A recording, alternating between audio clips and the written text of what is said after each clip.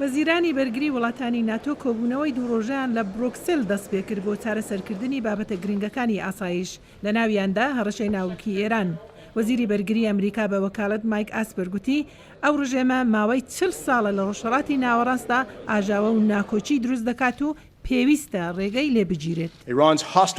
کردارە شەڕانگێزیەکانی ئێران کێشەی نێونەتەوەیین و کار دەکەنە سەر زۆر وڵات. ئەمەش بریکێ لە هەوڵی بەدەستێنانی چەکی ناوچی، گەشەپێدانی بەرنامەی موشێکی باڵستیکی، پشتیوانیکردن لە تێرۆریزمی جیهانی و هێرشکردنە سەر ئازادی هاتوچۆکردن لە دەریادا، تەنگەی هورمز و کەنداوی عومان و ئاسمانی جیهانی کە هەموو دنیا لە هەفتەی ڕابردوودا بینیان. ناکۆچیەکانی نێوان ئێران و وڵاتی یەکگرتوەکانی ئەمریکا لە هەفتەی ڕابردوو زیادیان کرد کاتێک ئێران فڕۆکەیەکی بێفڕۆکەوانی ئەمریکای خستە خوارەوە و گوتی سەرپێچی سنووری ئاسمانی کردووە. واشنگتن نکۆلی لەوە دەکات بەڵام دەژڵێت شەڕیشی ناوێت لەگەڵ ئێراندا.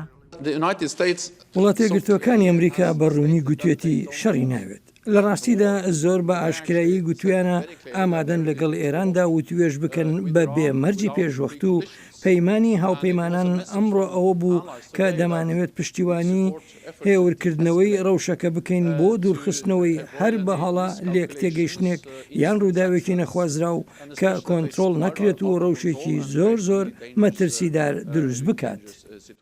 لە بڕی وەڵامێکی لەشکری واشنگتن بژاری سزای ئابووری بۆ سەر ئێران هەڵبژارد. ئێمە وابەستەین بە ڕێبازی ئەو پەڕی فشاری ئابووری چونکە ئەمە کاری خۆی دەکات، ئەمە کار دەکاتە سەر ئاستی داهاتی ڕژیم، زیانی دارایی لەو گروپان دەدرێت کە لە بری ئەو ڕژیمە کار دەکەن. ڕێبەرانی ئێران ڕخنەی تون دەگرن لەو سزایانەی کە ئابوووریەکانی پەک خستۆ بە شەڕەنگێزی ناودێری دەکەن. ئەوان دەسەڵاتی ئابووری خۆیان بەکاردێهێنن، سزاکان وەکو جۆرێک لە چەک بەکاردێهێنن. ئێستا ئێمە ڕوبەڕووی جۆرێکی نوێی دۆلارکردن بە چەک دەبینەوە. ئەوان دۆلار وەکو چەک بەکاردێهێنن بۆ سەپاندنی بیر و بۆچوونیان ڕێبازەکانیان بەسەر وڵاتانی تردا و دەبێت ئەمە ڕاگیرێت. شەڕی دژ بە ئێران پشتیوانێکی کەمی هەیە لە ئاستی جیهانیدا. سەرۆکی فەرەنسا ئێمانوێل ماکرۆن لە کاتی گەیشتنی بۆ ئۆساکا ئەمەی ڕوونکردەوە. ئێمە پێویستە بگەین بەوەی ناکۆکیەکان کەم بکەینەوە لەگەڵ ئێران و بەردەوام بین لەسەر ڕێبازی پاراستنی نمچە دوورگەی کۆریا.